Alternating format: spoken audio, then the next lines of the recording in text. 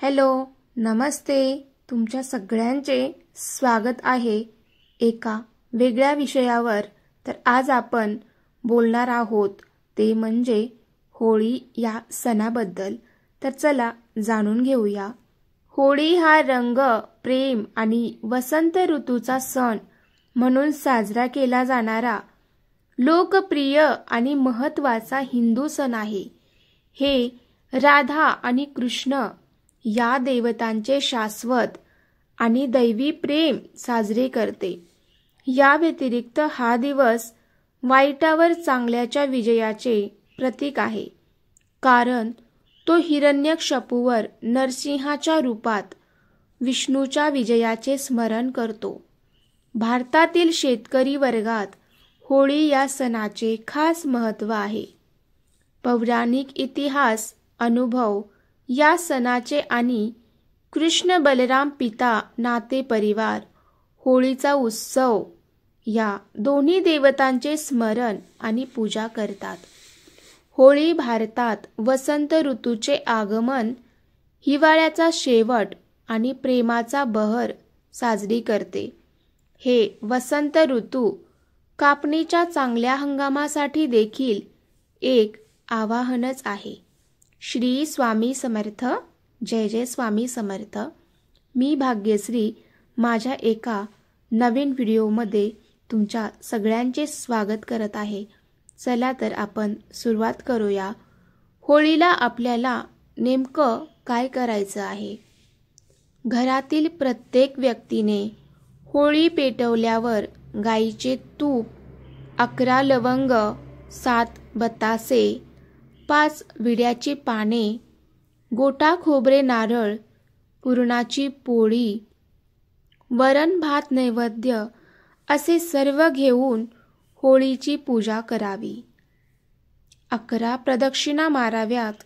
नंतर गोटा खोबरे, नारळ, तूप वाहावे, नैवेद्य दाखवावा, प्रार्थना करावी. यामुळे सुख समृद्धी वाढते, आपले सगळे कष्ट दूर होतात. होळीच्या दिवशी काळ्या कपड्यात मुठभर काळे तीळ घेऊन ते आपल्या खिशात ठेवावेत व रात्री होळीत प्रवाहित करावेत. आपला सगळा त्रास निघून जातो. 7 गोमती चक्र घेऊन प्रार्थना करा की शत्रू माझ्या जीवनात कोणतीही बाधा टाकू नये, माझ्या मनातील सर्व कामे व्यवस्थित होऊ दे, असे म्हणून होळी टाकावीत. होळीच्या दुसऱ्या दिवशी होळीची राख घरी आणून त्यात थोडेसे मीठ व राई मिक्स करून घरात व जवळ ठेवावी. त्यामुळे भूतप्रेत, नजरदोष, करणी दोष होत नाही. होळीच्या दिवसापासून रोज 40 दिवसापर्यंत बजरंग बाणाचे रोज 3 पाठ करावेत. आपल्या सर्व मनोकामना पूर्ण होतात. होळीच्या दिवशी संध्याकाळी शंकराला 21 गोमती चक्र वाहावेत. व्यापार व नोकरीमध्ये उन्नती होते.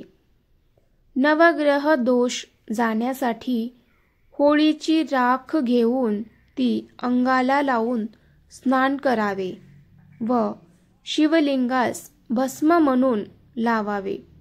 गरिबास पुरणपोळी खाऊ घालावी. घरी चौमुखी दिवा लावावा. सर्व देवांची पूजा करावी. यामुळे सगळ्या बाधांचे निवारण होते.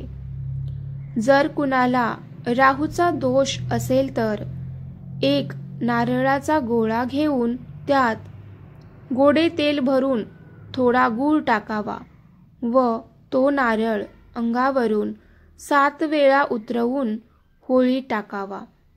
त्यामुळे वर्षभर राहूचा त्रास, दोष निघून जातो व सर्व अडकलेली कामे होऊ लागतात.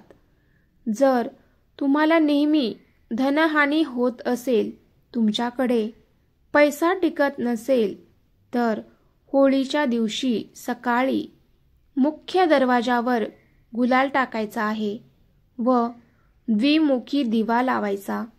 त्या दिव्यामध्ये 11 काळे उडीद टाका व यावेळी प्रार्थना करा आणि जेव्हा दिवा विझतो तेव्हा संध्याकाळी तो दिवा होळीच्या अग्नीमध्ये टाका. ही क्रिया श्रद्धेने करायची आहे.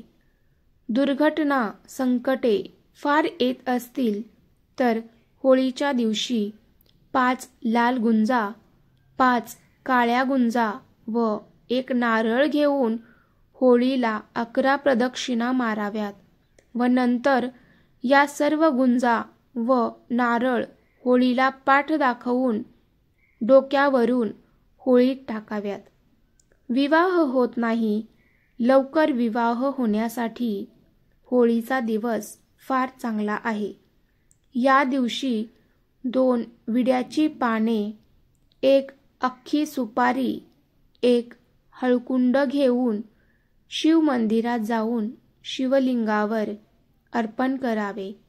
त्यानंतर प्रार्थना करावी व होळीचे दर्शन घ्यावे व हीच क्रिया दुसऱ्या दिवशी धुलीवंदनाच्या दिवशी करायची आहे.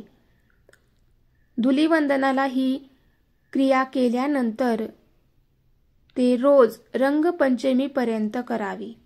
लवकरच विवाह योग येईल.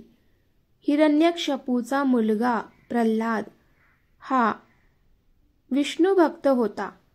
हिरण्यकश्यपूला अमरत्वाचे वरदान मिळालेले असल्याने तो उन्मत्त झाला होता आणि त्याच्याशिवाय अन्य कोणाही देवाचे पूजन प्रार्थना करायच्या नाहीत असा हिरण्यकश्यपूचा हुकूम होता.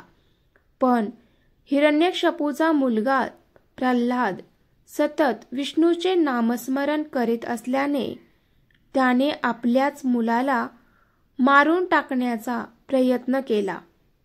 त्यासाठी हिरण्यकश्यपूने आपली बहीण होलिका हिला बोलाविले. होलिका कधी अग्नीने जळू शकत नाही असा होलिकाला देखील वर मिळालेला होता. होलिकेने भक्त प्रल्हादाला मांडीवर घेतले आणि जाळून टाकण्याचा प्रयत्न केला. पण विष्णूच्या कृपेने प्रल्हाद वाचला आणि स्वतः होलिकाच जळून गेली. या गोष्टी आधुनिक काळाच्या कसोटीवर विश्वसनीय वाटत नसल्या तरी त्यातून सुरू असलेल्या परंपरा मात्र आजही पाळल्या जातात.